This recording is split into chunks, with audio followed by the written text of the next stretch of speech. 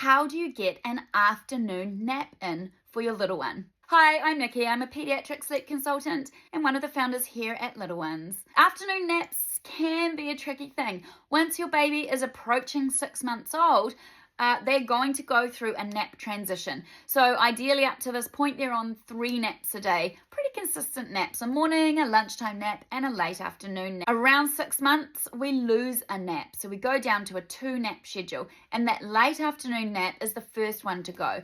But you do need to hang on to it every now and then over a period of a few months while your little one is adapting to that new schedule. So at that point and just prior, how do you get that afternoon nap in? Because it can be tricky.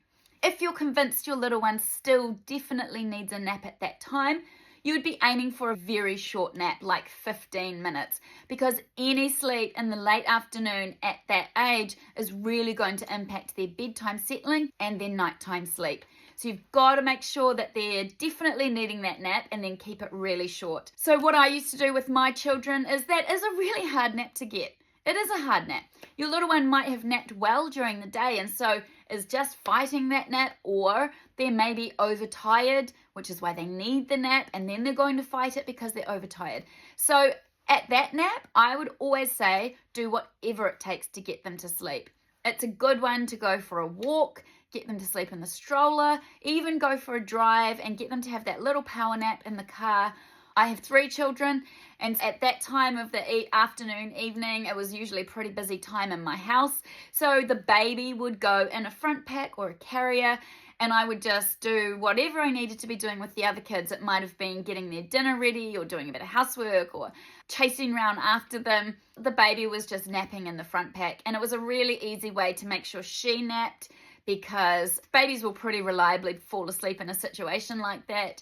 Plus, I could still get on with what I had to do. And I could also have a bit more control over the length of that nap because I was wearing the nap. And so I could make sure it was only about 15 minutes long, or however long it needed to be. Basically, just doing whatever you have to do to get a nap in is my advice. What I would definitely encourage in that situation is that you are having at least one of the other naps that day at home in your little one's bed. We would not really encourage you doing all of your little one's naps on the go or out and about, just because they do need to start learning that their sleeping space, their bed, is where they sleep. That's going to positively influence their nighttime sleep as well. So as long as you're doing one of the other naps that day in their bed, definitely do that late afternoon nap wherever and however you can get it. Hope that's helped you with how to get that late afternoon nap in. Good luck.